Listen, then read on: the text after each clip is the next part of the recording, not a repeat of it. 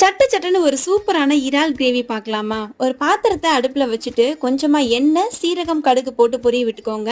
நல்ல பெரிய சைஸ்ல உள்ள ஆனியனை இந்த மாதிரி கட் பண்ணி நல்லா உப்பு போட்டு ஒரு கண்ணாடி பதம் வர வரைக்கும் வதக்கிக்கோங்க. இந்த அளவுக்கு வதங்கினதுக்கு அப்புறம் ஒரு 2 டீஸ்பூன் அளவுக்கு இஞ்சி பூண்டு பேஸ்ட், இது கூட நல்ல பழுத்த 2 தக்காளி இதில் கட் பண்ணி போட்டிருக்கேன். தக்காளி வதங்கும் போதே கொஞ்சமா மஞ்சத்தூள், மிளகாத்தூள், 2 டீஸ்பூன் அளவுக்கு கொத்தமல்லி தூள் ஆட் பண்ணி நல்லா தக்காளியோட சேர்த்து நல்ல மயிர் அளவுக்கு வதக்கிக்கோங்க. நல்லா மூடி போட்டு வதக்கிட்டு இப்போ நம்ம எடுத்து கழுவி வச்சிருக்க இந்த ப்ரான்ஸ் இதில் ஆட் பண்ணிட்டு ஒரு 2 நிமிஷத்துக்கு நல்லா வதக்கி விடுங்க. ப்ரான்ஸ்ல இருந்து அதுவே பாத்தீங்கன்னா தண்ணி விடும். ஒரு 5 மினிட்ஸ்ல பாத்தீங்கன்னா இன்னும் கொஞ்சம் கூட அகைன் தண்ணி ஊத்திட்டு இந்த ப்ரான்ஸை நல்லா வேக விடுங்க. ஒரு 5 மினிட்ஸ் மூடி போட்டு வேக வச்சிங்கன்னா இந்த அளவுக்கு சூப்பராக சுண்டி வந்துடும். இப்போ கொஞ்சமாக பெப்பர் பவுடரும் கூடவே கொத்தமல்லி இலையும் தூவி விட்டுட்டு அடுப்பு ஆஃப் பண்ணி இறக்கி சாப்பிட்டு பாருங்க.